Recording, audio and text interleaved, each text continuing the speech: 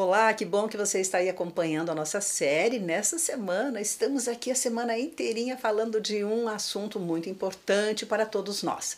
O nosso convidado, ele é especialista em direito imobiliário e ele vem então para nos tirar muitas dúvidas aqui a esse respeito. Acompanhe conosco.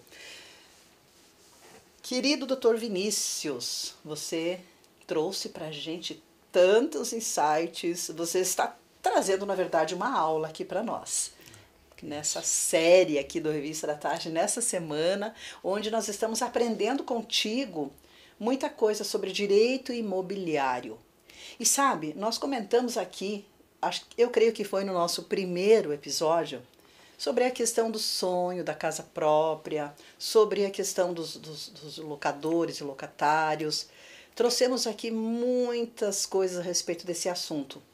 E quando a gente pensa em bens, é claro que a gente pensa também em herança, certo? E quando a gente pensa em herança, a gente pensa em família, não é mesmo? Sim. Porque uma herança geralmente vem da onde? Vem de uma família, não é?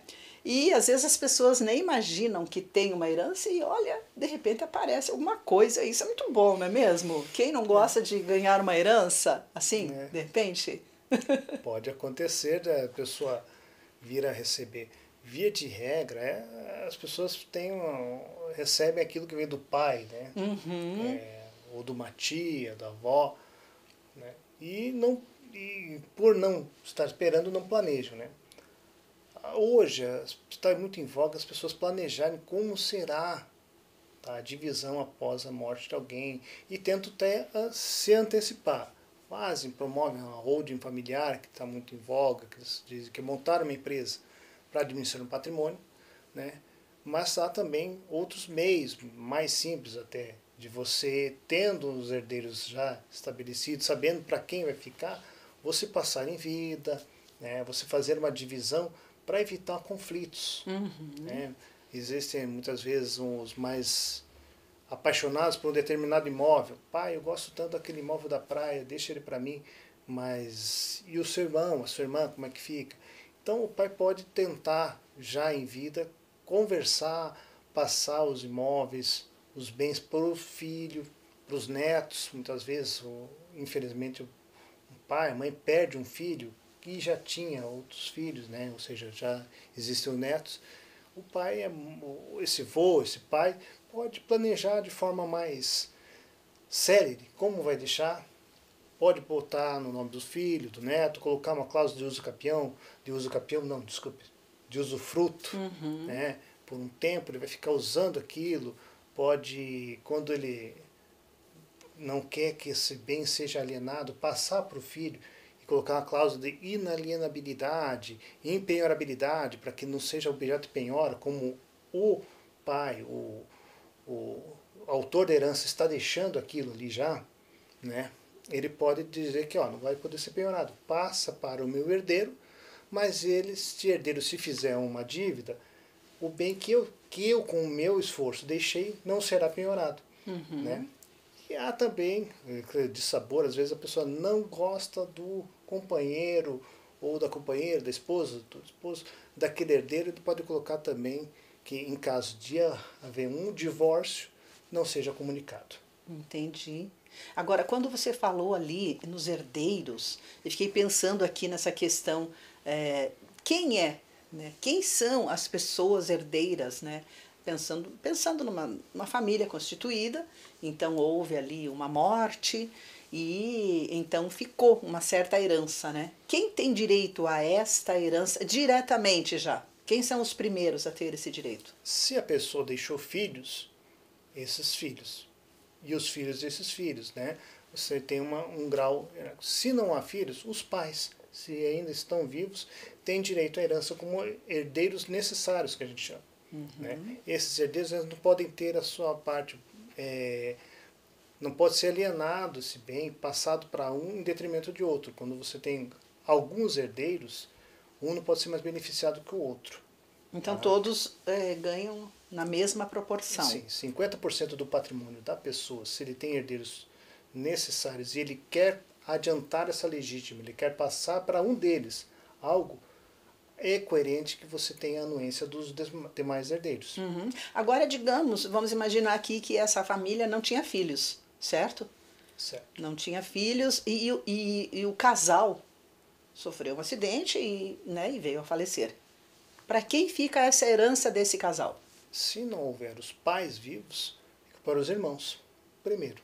Então, né, primeiro os descendentes, ascendentes e colaterais.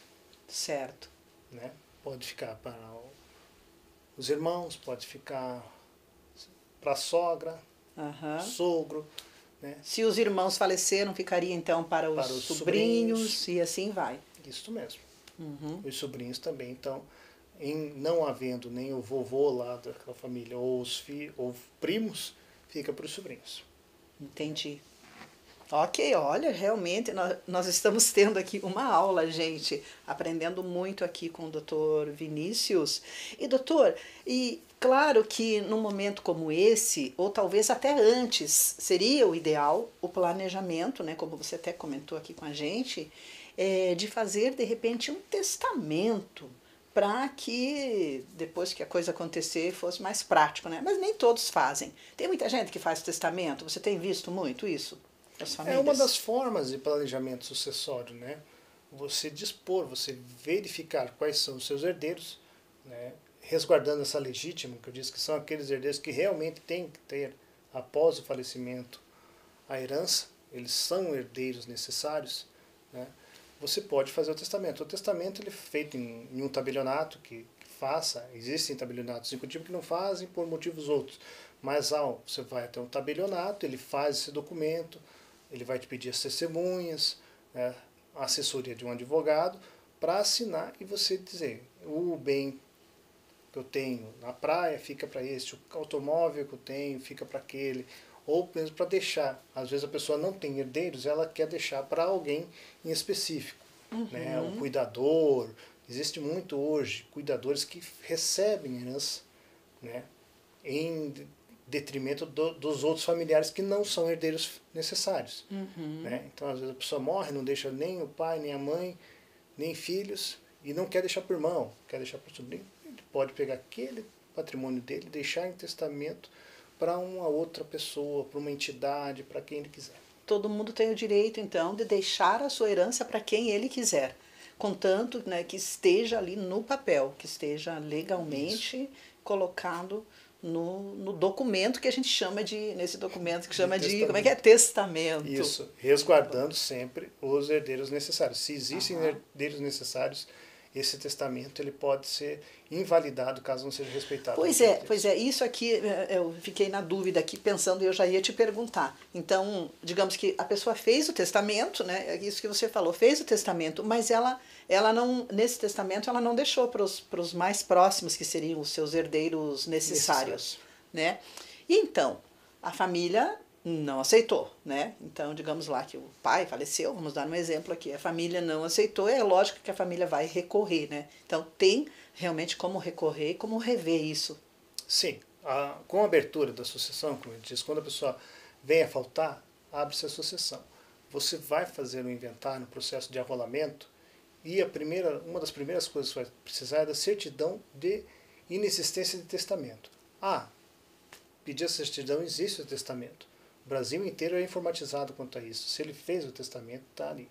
Ele vai verificar a legitimidade daquele testamento. Já não vai ser mais no tabelionato, não vai ser extrajudicial, ele vai mandar para uma vara especializada em sucessões e ali o juiz vai verificar se for feito como deveria, se for respeitados os direitos daqueles que tinham, se a pessoa podia dispor de tudo aquilo, né? Porque pelo testamento também você pode dispor de 50% do seu patrimônio, respeitando aquilo que você pode se desfazer. Você pode dispor de 50% do patrimônio, eu havia esquecido, mas 50% do patrimônio você pode dispor como quiser. Né? E aquele outro 50% a gente tem necessariamente de deixar para os herdeiros necessários se existir. Entendi. Agora, para fazer tudo isso, né, sozinho não dá, tem que ter um mediador. Como que funciona o papel do mediador para trazer todo esse processo, ajudar nesse processo, até para evitar que haja aí haja conflitos familiares que muitas vezes acontecem, infelizmente. O ideal é você procurar um advogado que tenha conhecimento nas sucessões, que entenda como se dão essas divisões, né, para que ele te auxilie, para que ele te diga o melhor método, se é realmente fazer um testamento para que depois da pessoa faltar ser cumprido o testamento, ou se já em vida você vai transferir, vai ficar com usufruto do bem, ou às vezes o patrimônio, né, é vultuoso, é muita coisa e a pessoa está se sentindo já, não está tendo condições de manter. Então, eu disse, olha, vou passar em vida porque aí eu pego o meu patrimônio, passo que já ficaria para o meu herdeiro, deixo o nome dele e ele vai arcar com a manutenção desse patrimônio. Que muitas vezes a manutenção daquele patrimônio é tão alta também, né? Que é um outro assunto aí que dá o que falar. Eu tenho conhecidos, tenho amigos que têm 30 imóveis. Imagina toda essa manutenção, o quanto que essa pessoa tem que pagar de repente, sei lá, vamos pensar aqui, condomínio. IPTU, condomínio, coisas assim. Condomínio. Então ele tem vários apartamentos e ele fala, Vinícius, eu não sei o que fazer, eu estou sem alugar o imóvel, eu preciso... Então, ou você vende ou você passa para suas herdeiras para que elas administrem isso. Vivam a sorte delas de serem... Tem o ônus e o bônus, né? Porque senão viraria só em despesa, né? Aí é uma herança que não valeria a pena. A pessoa é próspera, mas ela tem que saber desfrutar dessa prosperidade, né, Clarice? Não só guardar para si. Né? Aí que entra toda essa orientação, né, que você nos traz, que você traz para todas as pessoas aí que precisam de informação nessa área. Muito bem, o nosso episódio de hoje vai ficando por aqui, doutor, obrigada. E é claro que nós temos mais um episódio ainda essa semana, não é mesmo? E nós vamos falar um pouquinho sobre a questão aí de divórcio, como é que fica tudo isso, esse processo, né? Falando aí das questões legais e tudo mais, pode ser? Pode ser, sim. Então, tá bom. Olha só, você que esteve conosco, que bom que você está acompanhando aí toda essa conversa. Na verdade, essa semana nós estamos falando sobre direito imobiliário e você pode acompanhar também através do nosso canal do YouTube. Isso mesmo, é o canal da Rede Super CWB, certo? E claro que nós vamos convidar você para estar conosco novamente para o último episódio desta série aqui com o Dr. Vinícius. Então, esperamos você. Deus o abençoe.